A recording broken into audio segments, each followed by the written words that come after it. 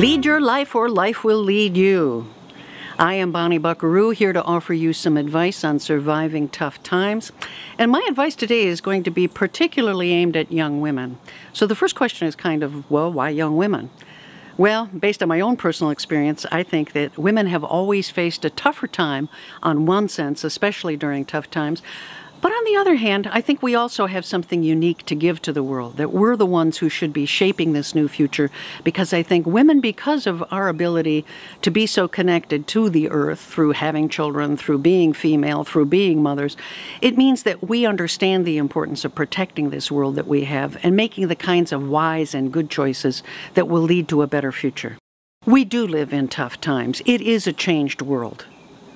We're dealing with the effects already of climate change, peak oil, economic instability. We're looking at now the potential for a second global economic recession that will throw a lot more people out of work. We need to think through very carefully, particularly if you're young and you're launching your life now, what will happen to you over the next few years, and try to do as much thoughtful and mindful planning as you can about your future and about the kind of world that you want to live in. One of the first questions I'd ask is, why should I listen to Bonnie? What does she have to say? She's not an economist. She's not an expert. What kind of information or advice can she give me? Well, actually, I think what I'm doing is I'm channeling my grandmother, Josephine. She grew up as a young woman at the turn of the century in Vilna, Lithuania, but the century we're talking about is 1900. When she was 15 years old, she was married off to a man who was quite a bit older than she was. Her father was the mayor of Vilna in Lithuania. She'd enjoyed a life of a certain amount of privilege. She was one of the few who had a really good education and an opportunity to learn many things. But as the country descended into chaos in advance of the Russian Revolution, her family decided that it was time for her and her new husband to flee, and they gave them the money to come here, leave the old country and come to the new country. They came through Ellis Island and ended up in Cleveland, Ohio. It was then that she really realized that she was facing tough times. She had 2 children in the first few years that they were living here, but her husband was becoming increasingly alcoholic. He had a hard time finding his way. He became abusive, and she realized she could no longer stay with him. So imagine what it was like to be in a country where you were just learning the language, not sure if you could make a living, raising 2 daughters on your own, being Catholic, which made it harder to think about divorce, and realizing that for your own future, these were decisions you had to make. She knew how to survive tough times. She went on to have 2 more daughters, one of whom died of pneumonia as a child. She almost lost my mother to diphtheria. And it sounds like she had a really, really tough life. She supported them by scrubbing the floors in downtown Cleveland office buildings. That's a really rough way to make a living. Yet she was a woman who also experienced great joy. She always had the time to play games with me. She was always fun to be around. Even in her old age, she spent her time when she wasn't as physically active writing her own dictionary. She decided she wanted to write her own Lithuanian dictionary because she didn't think the ones that were in existence were good enough.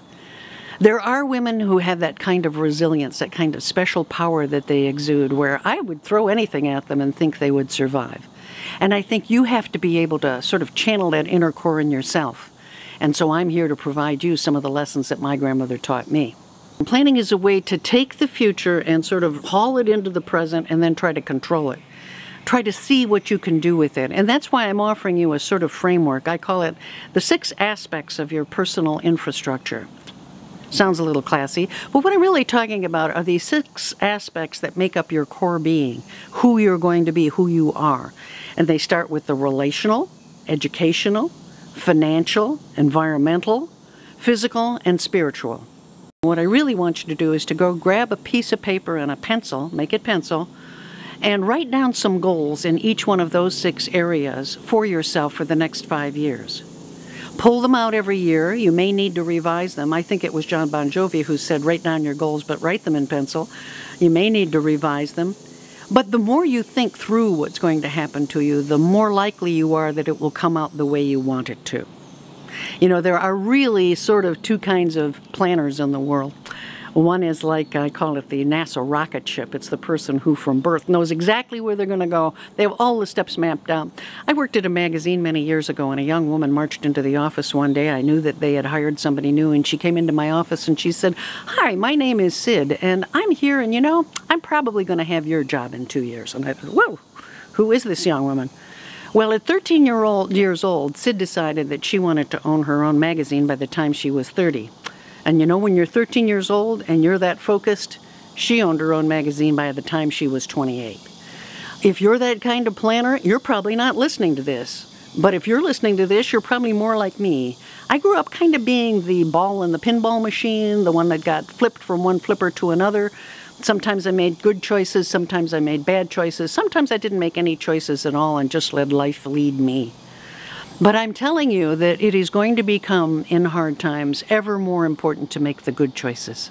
It is possible to make bad choices. I think our country has made some poor choices by not dealing with some of the problems we have, and here we are decades later with catastrophe at our doorstep.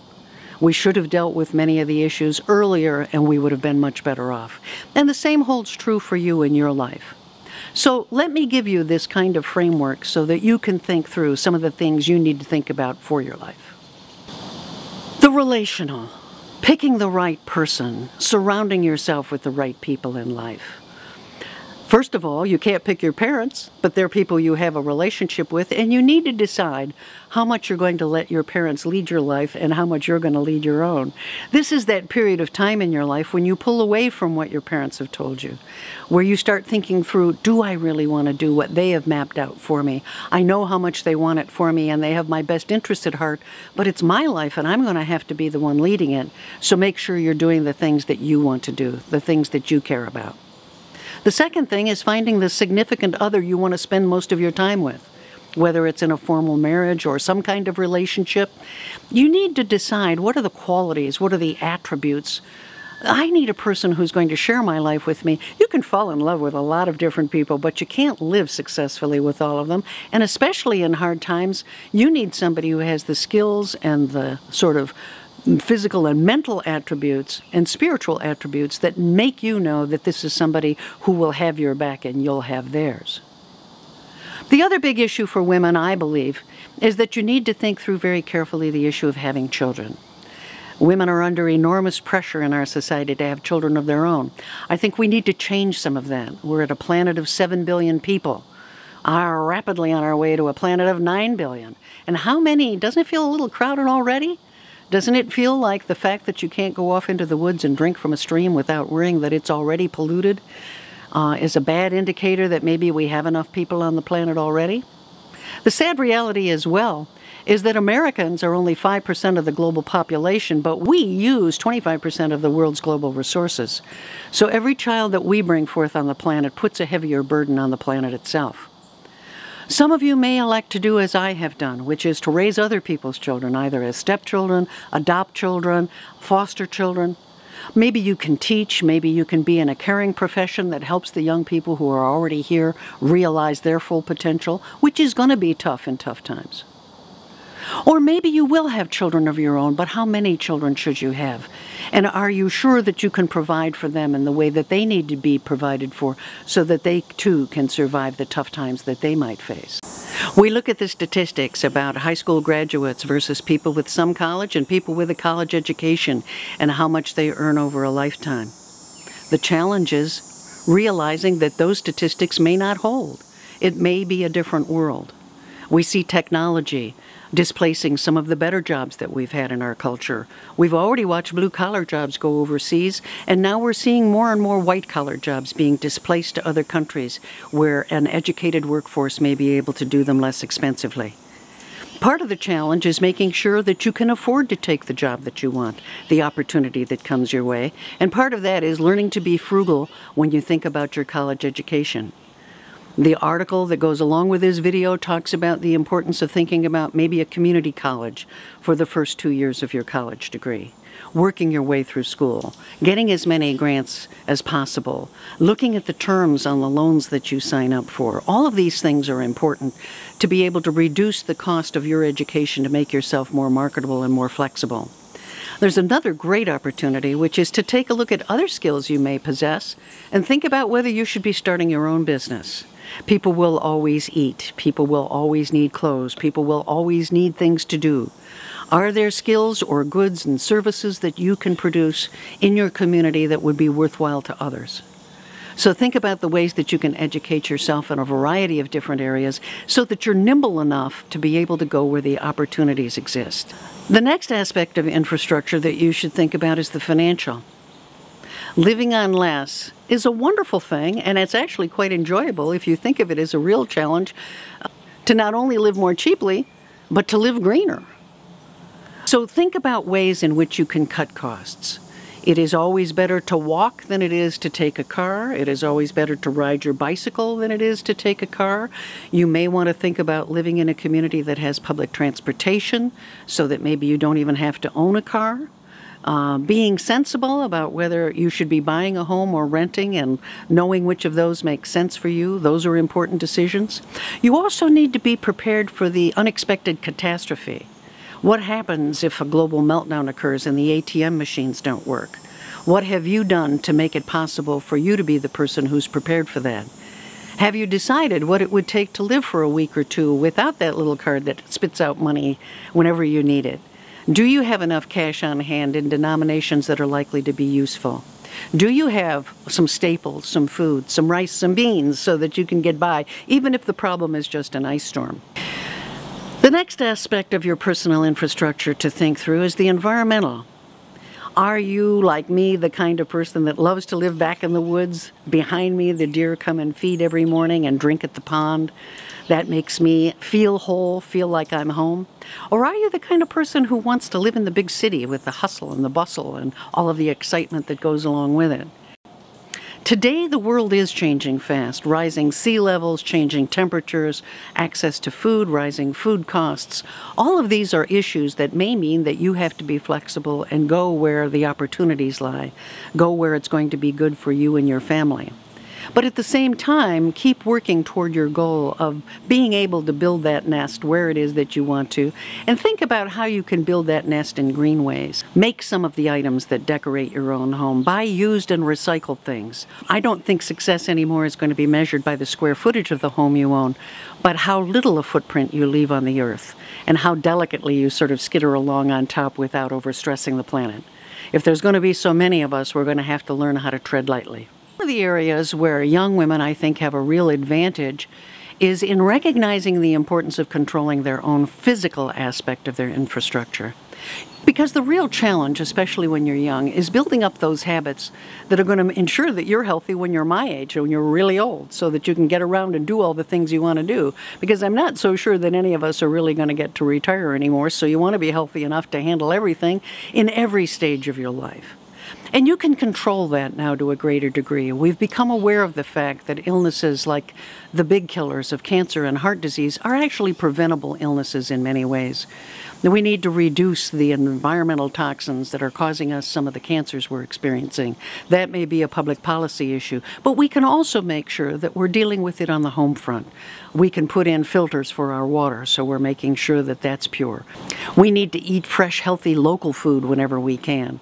You know, that broccoli at the supermarket here in Michigan may have spent days coming in a refrigerated truck from California. It could easily be 7 to 10 days old by the time I bring it home and take it out of the refrigerator to cook it. How much better if I could grow some of my own food or form a relationship with a local farmer? If I don't want GMO crops, I need to go to the farmer's market and find growers who grow things the way that I want them to. Exercise need not mean an expensive health club. I think for too long we have figured that we needed the $150 pair of shoes and the $200 running outfit and the expensive health club membership. The reality is walking's good for you and walking's cheap. And if you want some weights, you can always buy a small set to use at home or, use a few soup cans. Finding ways to trim those corners and be less of a burden on the planet and be able to save some money for yourself. This kind of frugality, I think, is going to be the new hallmark of success in the culture. The last aspect of your personal infrastructure is the spiritual. As I said earlier, my grandmother abandoned her faith when she came to this country, but I think we all have a need to have an inner core of something that we believe in. She became very fond of the idea that this was Mother Earth and we had to protect her. I'm only sorry that I didn't follow her out into the woods when she would go pick mushrooms so that I could still do that to feed myself today, but she always had a great respect for nature and a great respect for the planet. We need to build a framework that has meaning for us, that also helps us deal with the stresses of life. The challenges that are coming in the economy are going to mean that we do have to be adaptable, that we do have to think through and be thoughtful and mindful, and not only for ourselves, but for what's going to happen to the larger society that we live in. Living up to our values is really important. You know, values are like fingerprints. You leave them on everything that you touch. I think I heard that actually attributed to Elvis. I don't know why rock stars seem to be so good at coming up with philosophies I believe in. But find an opportunity for some stillness in your life and find opportunities for joy. Take time to meditate. It can be good for your physical and your mental health. The Indian mystic Sivananda said, "Life is short, time is fleeting. Realize the self." Figure out who you are. This is your time. This will be your world. You will shape it. You will be the ones who determine what it will be like for the rest of us in the future. It isn't about being perfect today. It isn't about achieving all of our goals today. It's about moving toward the light, moving toward the right direction in life, the one that you know in your gut is the one that's not only good for you, but it's good for everybody.